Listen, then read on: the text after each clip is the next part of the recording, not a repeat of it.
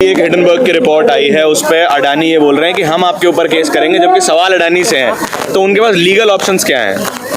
Legal option तो हैं कि अमेरिका में उनके हिंडनबर्ग अमेरिकन कंपनी है, अमेरिका में उनके खिलाफ डेफेमेशन का सूट फाइल करें और उसमें लाखों करोड़ रुपया का क्लेम डाल सकते हैं, क्योंकि 5 लाख करोड़ रुपए का इनका नुकसान हो गया उस हिंडनबर्ग रिपोर्ट के बाद अडानी कंपनियों का मार्केट कैप में। लेकिन वो इसलिए नहीं करेंगे क्योंकि अमेरिका में हिंडनबर्ग ने बोला है कि अगर हमारे खिलाफ सूट फाइल करते हैं तो हम डिस्कवरी में अडानी से वो सारे डॉक्यूमेंट्स मांगेंगे जो अभी तक उन्होंने छुपाए हुए हैं, जो शेल कंपनी मॉरिशस और दूसरे टैक्स हेवन्स वगैरह में बनाकर और उससे अपने ही शेयर्स खरीदकर अपने शेयर प्राइस बढ़ाकर और बैंकों से लाखों करोड़ रुपया जो लिया है उसकी हम सारी इंफॉर्मेशन मांगेंगे।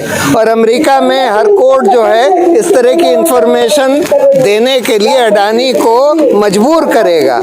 इसलिए अडानी की हिम्मत नहीं है कि अमेरिका में हिंडनबर्ग के खिलाफ सूट फाइल करे डेफेमेशन का, मानहानि का। सर, अगर ये रिपोर्ट किसी भारतीय ऑर्गेनाइजेशन की आई होती तो क्या तब भी ऐसा ही रिएक्शन आता है कि सरकार बचाने की कोशिश कर रही है और तमाम तरीके के हथकंडे इस्तेमाल हो रहे हैं? देखिए, ये तो मोदी जी का स्टैंडर्ड तरीका है। बीबीसी की डॉक्यूमेंट्री आई तो कहते हैं कि ये बीबीसी की डॉक्यूमेंट्री सिर्फ मोदी जी के बारे में है और मोदी सरकार के बारे में कहते हैं, लेकिन ये हिंदुस्तान को बदनाम करने की साजिश है।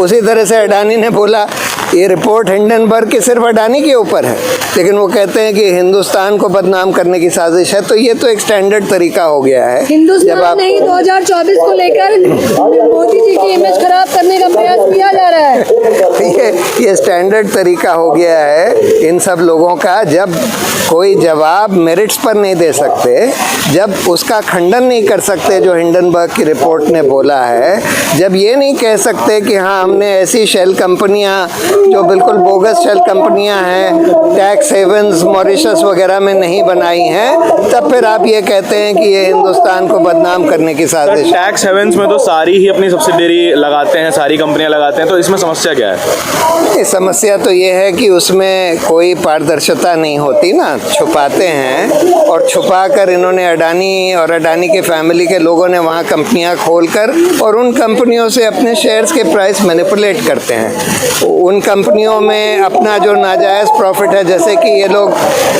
पावर प्लांट्स वगैरह चीन से खरीदते हैं और अपनी जो टैक्स हेवन में कंपनी है उसके थ्रू खरीदते हैं। तो चीन से जो 10 रुपये का इक्विपमेंट खरीदा वो 40 रुपये का दिखाते हैं, क्योंकि 10 रुपये का तो उनकी मॉरिशस की कंपनी खरीदती है और फिर वो अडानी की यहाँ की कंपनी को 40 रुपये का बेचती है और वो 30 रुपये इस देश के नागरिकों से लूटा जा रहा है। तो इस तरह से मैनिपुलेशन और फ्रॉड से लाखों करोड़ की लूट करी गई। सर, मार्केट फॉल बताया जा रहा है कि प्रेडिक्टेबल है आने वाले 5 से 6 महीने में कि 60% तक मार्केट फॉल हो सकता है। इसका कोई पॉलिटिकल असर भी होगा क्या? 24 के चुनाव हमारे सामने खड़े हुए हैं। ये तो हम नहीं कह सकते कि इसका क्या असर होगा या नहीं होगा, लेकिन ये तो हम जानते ही हैं कि स्टॉक मार्केट जो है काफ़ी हद तक मैनिपुलेटेड होता है और अडानी के केस ने दिखा दिया कि कितना मैनिपुलेटेड था।